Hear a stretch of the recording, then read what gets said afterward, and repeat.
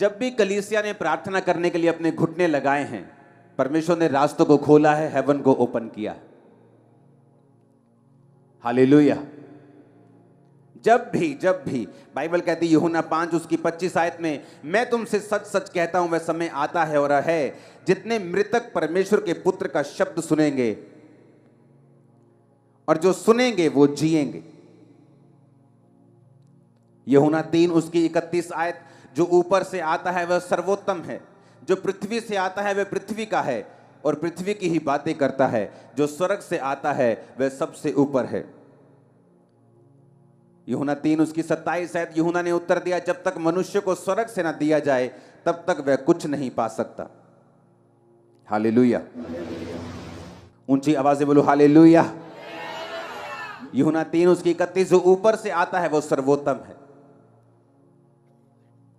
Bible कहती है जब आप प्रार्थनाएं करते हैं तो ऐसी चीजें, आसमान आपके लिए खुलता है और सर्वोत्तम जो परमेश्वर की ओर से आपकी लाइफ में आता है। लोगों को पैसा मिल सकता है, फेम मिल सकता है, लेकिन अगर वो ऊपर से नहीं आया तो वो सर्वोत्तम नहीं है। अगर वो ऊपर से नहीं आया उसकी कोई भी गारंटी नहीं है।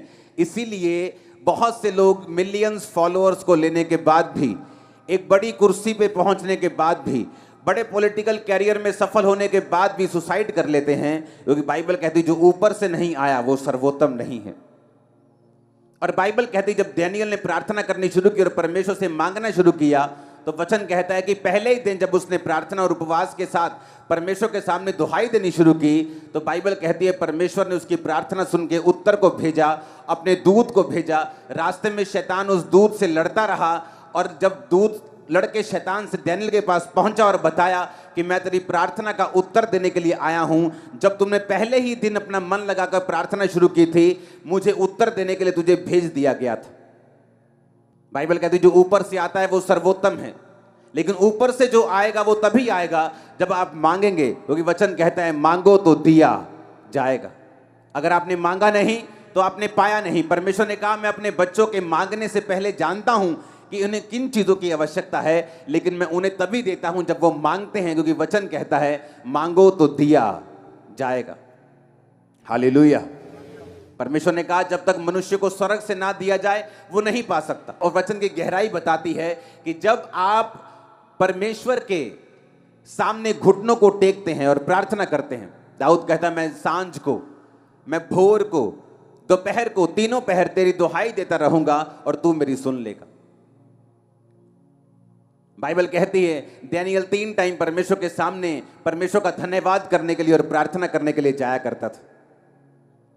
वो 3 टाइम परमेश्वर के सामने रोज उपस्थित होता था, क्योंकि हम जानते हैं कि जो कुछ परमेश्वर ने मेरे लिए सोचा है, जो स्वर्ग से मेरे लिए उतरेगा, जो परमानेंट होगा, जो टेम्परेरी नहीं होगा, जो थोड़े दिनों का नहीं होगा, जो आशीष लगातार मेरी जिंदगी में रहेगी, वो तभी आएगी अगर वो स्वर्ग से उतरेगी, क्योंकि वचन कहता है जो ऊपर से आएगा वो सर्वोत्तम होगा। अपने हाथों को उठा और बोलो जो ऊपर से आएगा वो सर्वोत्तम होगा। मैं मांगता हूं मेरी लाइफ में सर्वोत्तम आए। आमीन। यीशु मसीह ने कहा अगर मनुष्य को स्वर्ग से ना दिया जाए तब तक वह कुछ नहीं पा सकता। संसार की ब्लेसिंग लोगों की आती चली जाती, आज वो अर्श पे हैं, कल वो फर्श पे हैं, लेकिन परमेश्वर ने कहा अगर तुम्हें स्वर्ग से दिया जाएगा तो वो आशीष परमानेंट होगी, वंशों तक चलेगी, वो सर्वोत्तम होगी। आमीन। अगर हम पुराने नियम में देखें, जब परमेश्वर ने मूसा को कहा था कि तू इस तरह का तंबू मेरे लिए बनाना, और उस तंबू में अगर हम देखते हैं 4 नंबर फोटो के ऊपर, तो उस तंबू में बाइबल कहती है कि जब पवित्र स्थान में जाते थे तो एक लैंप होता था जो 7 दीवटें होती थी, जो पवित्र आत्मा की निशानी है। उसके सामने बिल्कुल अगर आप देखेंगे तो मेज में रोटियां पड़ी हुई होती थी। बाइबल कहती है जो लैंप है, जो पवित्र आत्मा की निशानी है, रोमियो 8 उसकी 26 और 27 में लिखा, इसी रीति से आत्मा भी हमारी दुर्बलता में सहायता करता है, क्योंकि हम नहीं जानते प्रार्थना किस रीति से करनी चाहिए, परंतु आत्मा आप ही ऐसी आहें भरकर जो बयान से बाहर है हमारे लिए विनती करता है। और मनों का जांचने वाला जानता है कि आत्मा की मनसा क्या है, क्योंकि वह पवित्र लोगों के लिए परमेश्वर की इच्छा के अनुसार विनती करता है। बाइबल कहती है कि वो आत्मा हमारी दुर्बलता में सहायता करता है, क्योंकि हम नहीं जानते प्रार्थना किस रीति से करनी चाहिए। पवित्र स्थान में जब मूसा को परमेश्वर ने दिखाया कि एक लैंप रखना, एक ही टुकड़े से उसे बनाना और 7 दीवटे बनाना, जिसका मतलब है पवित्र आत्मा की प्रेजेंस। एक विश्वासी जब पवित्र आत्मा में होकर प्रार्थना करता है, बाइबल कहती है वो नहीं जानता प्रार्थना किस रीति से करनी चाहिए। इस तरह लोग बोलते हैं मैं प्रार्थना में क्या बोलूंगा, मुझे प्रार्थना करनी नहीं आती। लेकिन बाइबल कहती है जब पवित्र आत्मा आप ग्रहण करते हैं, जो कि आपको पापों की क्षमा के साथ प्राप्त होता है, आप खुदावन से पापों की क्षमा को मांगते हैं, यीशु के लहू को मांगते हैं, आप पाप छोड़ते हैं, अपने जीवन में एक ही परमेश्वर यीशु मसीह को ग्रहण करते हैं, उसके पीछे चलना शुरू करते हैं, उसके वचन को मानना शुरू करते हैं। बाइबल कहती है पवित्र आत्मा आपके अंदर आता है, परमेश्वर आपको पवित्र आत्मा से भरता है, और जब पवित्र आत्मा से वो आपको भरता है तो बाइबल कहती है जब आप प्रार्थना करना नहीं जानते, क्योंकि मनुष्य जब भी प्रार्थना करेगा बक बक के अलावा कुछ नहीं करेगा। क्योंकि बाइबल कहती है परमेश्वर ने कहा अन्य जातियों की तरह प्रार्थना में बक बक मत करो, क्योंकि उन्हें लगता है कि जब वो बहुत बोलेंगे, अलग अलग तरह से बोलेंगे तो उनकी सुनी जाएगी।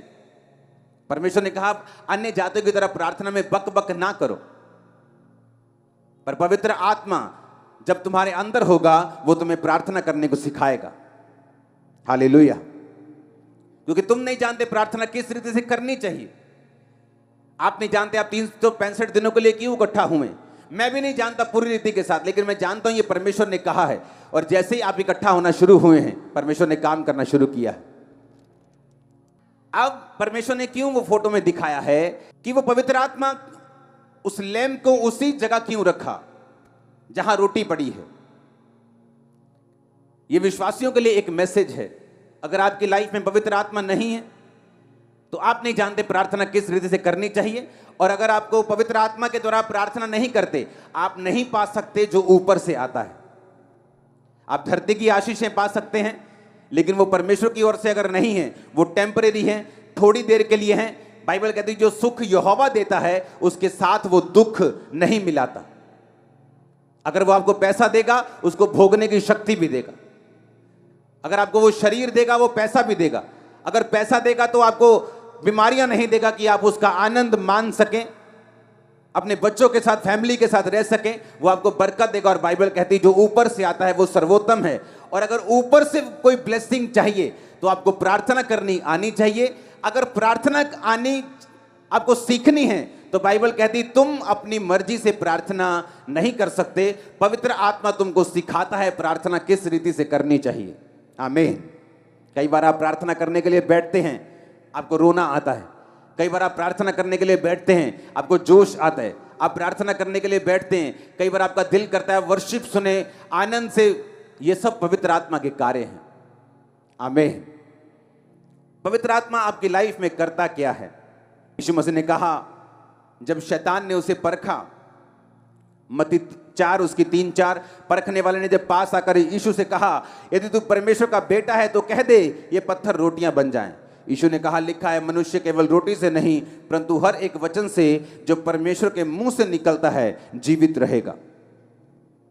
परमेश्वर ने कहा हर एक वचन जो परमेश्वर के मुंह से निकलता है वो जीवित रहेगा। अगर इस वचन को हम यूनानी भाषा में पढ़ें, जो शब्द लिखा गया वचन, 2 तरह का वचन है, एक है लोगोस, एक है रेमा।